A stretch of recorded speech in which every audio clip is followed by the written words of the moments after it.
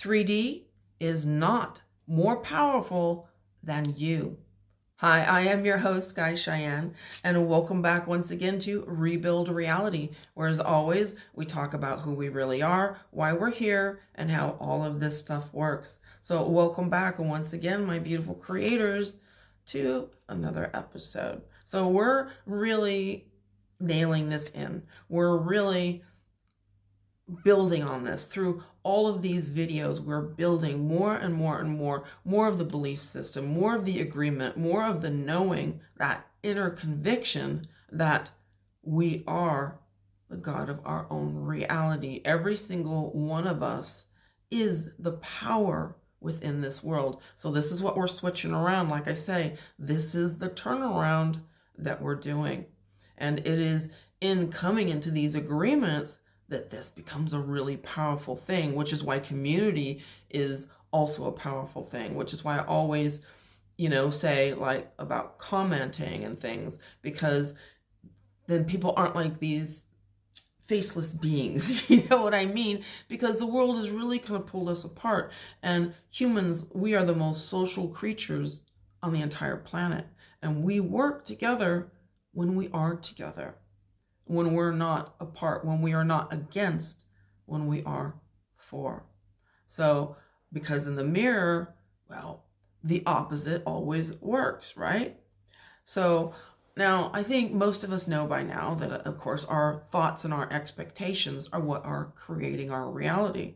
But still, at the same time, we keep giving the outside world, the 3D world, dominance over us. We keep believing that it's going to dictate to us who we can and can't be, what we can and can't have. But of course, as we've spoken about many times before, the 3D is literally nothing more than a reflection of what is in. It has no ultimate power to rule you.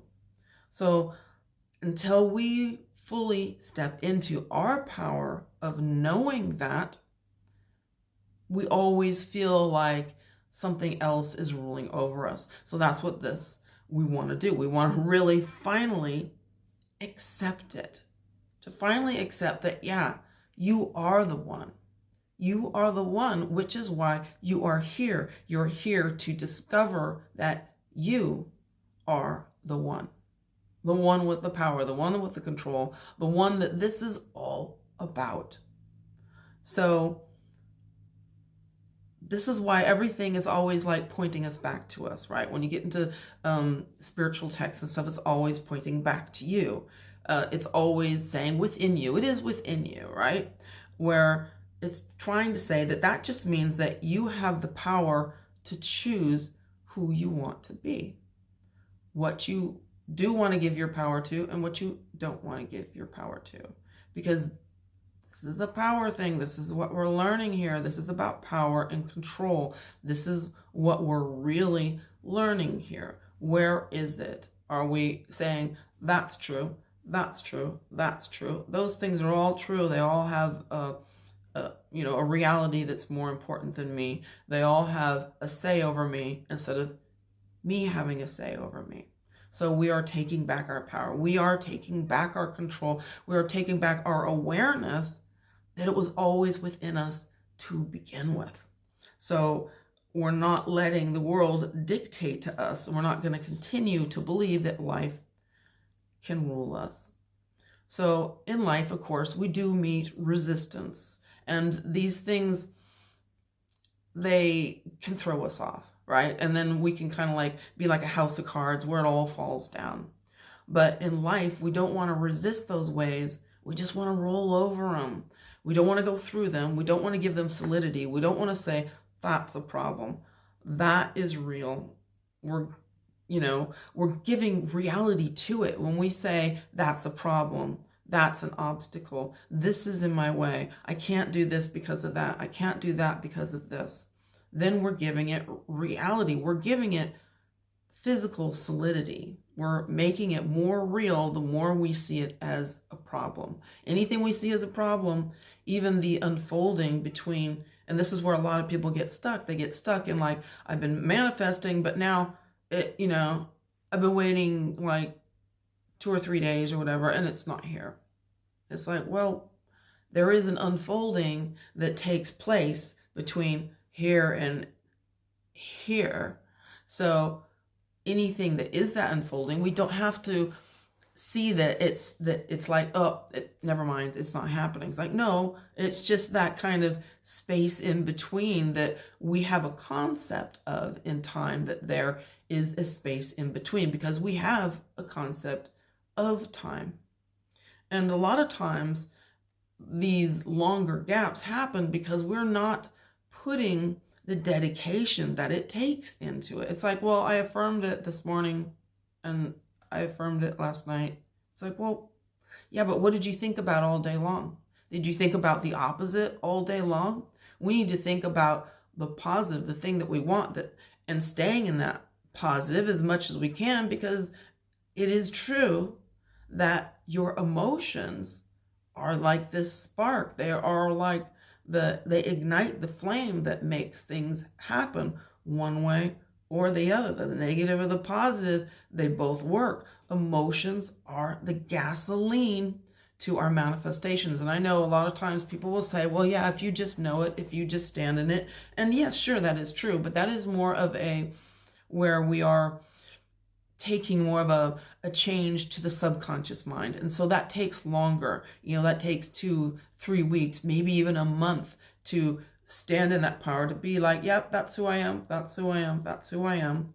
But when we add emotion to it, darn right, that's who I freaking am.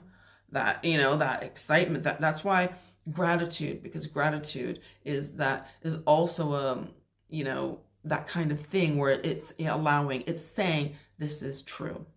The excitement is saying, this is true. The happiness is saying, this is true.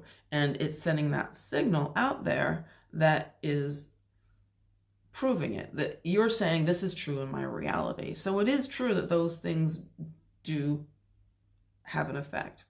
So, but when we meet resistance, what we need to do, instead of being like, falling apart like a house of cards, is just be like, okay, what is it that I need to see here? What is it that I need to understand? Do I need to make an adjustment? What do I need to realize? Is it me, or is it a situation I need to change or to leave? Do I need a course direction? That's what usually happens. You need to see what it is when something comes up that's not what you want. Or do I need to make a course direction? Or do I just need to be like, whatever, my stuff's coming anyway. It's not really an issue. Because like I said, we're the ones that give it reality, right? So who are you choosing to be? Who are you declaring that you are in this world? Because if you don't like your life and things aren't changing, then change it. Change your behavior. Change your routine, change your job, change your clothes, change your friends, change where you live, change your interests. Change these things and align yourself with the reality that you do want. Because you can do this in a number of different ways. You don't have to make, it's kind of funny because we don't make these big changes, and then we wonder why things stay the same. We don't even make the little changes. But we have to declare it. We have to be it. We got to live it. If you want that to be your reality, then you're ahead of the game. You're ahead of the 3D world in that belief, in that knowing, in that walking, in that proclaiming that is you, and not letting the 3D world dictate to you what your ultimate outcome is, because you were the one born with the power within you. And this is what this is all about, is about finding that out, that you are greater than your circumstances, you are greater than your current life, and you are certainly greater than 3D reality. And that's why 3D is not more powerful than you.